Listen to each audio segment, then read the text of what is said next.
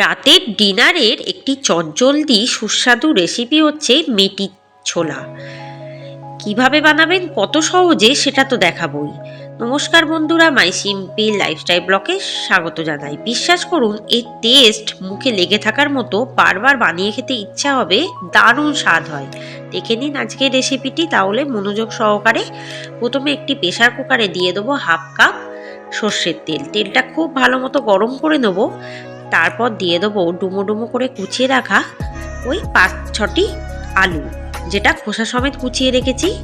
এবার খুব ভালো মতো ভেজে নেব। আঁচটাকে মিডিয়ামে রাখবো। এই সময় দিয়ে দেবো 1 চামচ হলুদ গুঁড়ো আর 1 চামচ চিলি ফ্লেক্স দিয়ে আবারও ভালোভাবে ভেজে নেব আলুটা বেশ একটু ভাজা হলে তারপর কিন্তু দিয়ে দেবো সারা রাত ভিজিয়ে রাখা ছোলা, যেটা প্রায় সারা রাত ভিজিয়ে রেখেছি, ফলে হালকা একটু কিন্তু নরম হয়ে গেছে ভেজানোর ফলে। মটরটা দিয়ে কিন্তু বা ছোলাটা দিয়ে কিন্তু ভালো মতো ভেজে নেব। আপনারা এটা কিন্তু মটর দিয়েও করতে পারেন, তাই মটরের কথাটাও আমি উল্লেখ করলাম। ছোলা যদি বাড়িতে না থাকে সেক্ষেত্রে মটর ব্যবহার করতে পারেন, কোনো অসুবিধা নেই। এবার ভালো মতো ভেজে নেব।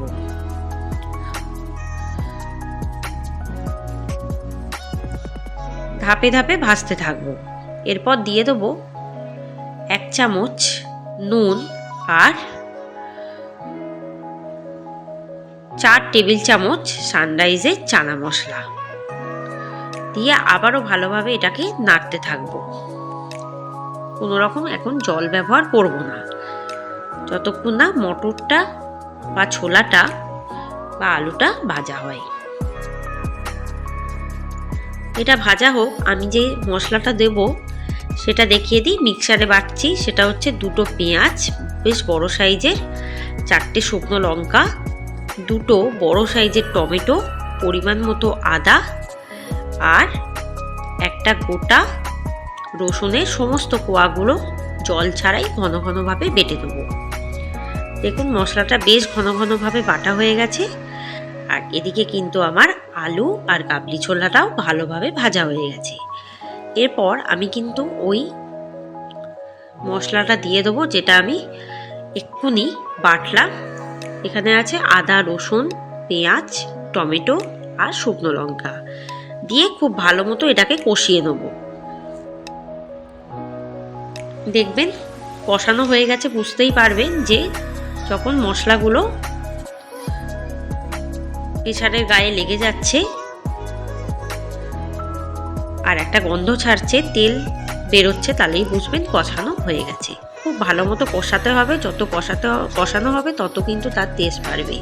তাই খুব ভালো মতো আমি কিন্তু কষিয়ে নেবো, আঁচটাকে একদম কম করে।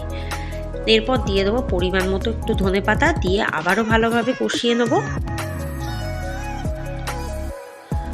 নুনটা অবশ্যই নিজেদের স্বাদ অনুসারে একটু চেক করে দেখে নেবেন।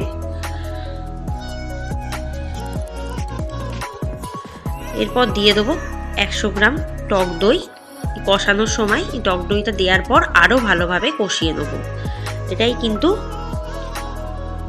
কষতে কাজে লাগবে, আর দই থেকে কিন্তু জল বেরোয়, তাই এটা জলেরও কাজ করবে। আঁচটাকে কমিয়ে রেখে কষাতে হবে, তাহলে কিন্তু অনেকক্ষণ ধরে ভালোভাবে কষানো যাবে।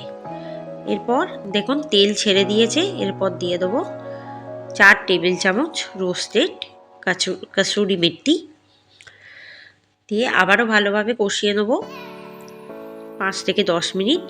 এটা মোটামুটি 15 থেকে 20 মিনিট ধরে কষাতে হবে। যত কষানো হবে তার টেস্ট ততটাই বাড়বে। এরপর দিয়ে দেবো 1 কাপ জল।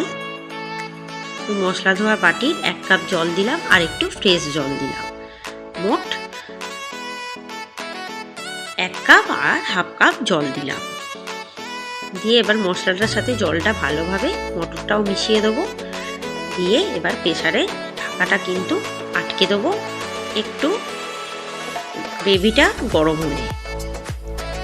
এরপর পরপর 7টা মতো হুইসেল দেবো আমি। এবার পরপর 7টা হুইসেল দিতে হবে। এরপর সাথে সাথে কিন্তু ঢাকাটা ওপেন করবেন না, একটুখানি ভাপে রেখে তারপর আস্তে করে ঢাকাটা কিন্তু ওপেন করবেন। দেখবেন এবার ঢাকাটা খুলে দেখবেন যে কালারটা প্রায় চেঞ্জ হয়ে গেছে আর দারুণ একটা কালার এসছে। আলুও সিদ্ধ হয়ে গেছে, কাবলি ছোলাও সেদ্ধ হয়ে গেছে আর বেশ ঝোল ঝোল মাখা মাখা ব্যাপার এসছে। এটা কিন্তু রুটি, পরোটা, লুচির সাথে ভীষণই ভালো লাগবে। এবার একটু ঝোলটা ফুটিয়ে নেবো, ফুটিয়ে একটু হালকা মাখা মাখা করে নিলেই ব্যাস রেডি হয়ে গেছে আমার কিন্তু মেথি ছোলা। আশা করি রেসিপিটি ভালো লাগবে আপনাদের। যদি ভালো লাগে চ্যানেলটিকে সাবস্ক্রাইব করে এগিয়ে নিয়ে যাবেন। আমার রেসিপির মতো রান্না করে বাড়িতে বানিয়ে আমাকে কমেন্টে জানাবেন। সমস্ত রেসিপি দেখতে থাকবেন, সবার মাঝে চ্যানেলটিকে শেয়ার করবেন আর হ্যাঁ, বেল আইকনে ক্লিক করে রাখবেন। একটু ফুটিয়ে ব্যাস মাখা মাখা করে নেবো, তারপর সার্ভ করে দেবো। ব্যাস রেডি। খান আর সুস্থ থাকুন, ভালো থাকুন, আমার সমস্ত রেসিপি দেখতে থাকুন আর কমেন্টে জানাতে থাকুন। আরও অনেক নতুন নতুন রেসিপি আপনাদের জন্য ওয়েট করতে, তাই চ্যানেলে চোখ রাখুন। এবার সার্ভ করে দেবো। আর হ্যাঁ, আমার রেসিপি মতো এটা বানিয়ে কিন্তু অবশ্যই দেখবেন।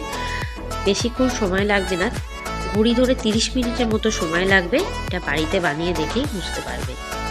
ধন্যবাদ। আজকের রেসিপি এখানেই সমাপ্ত হলো।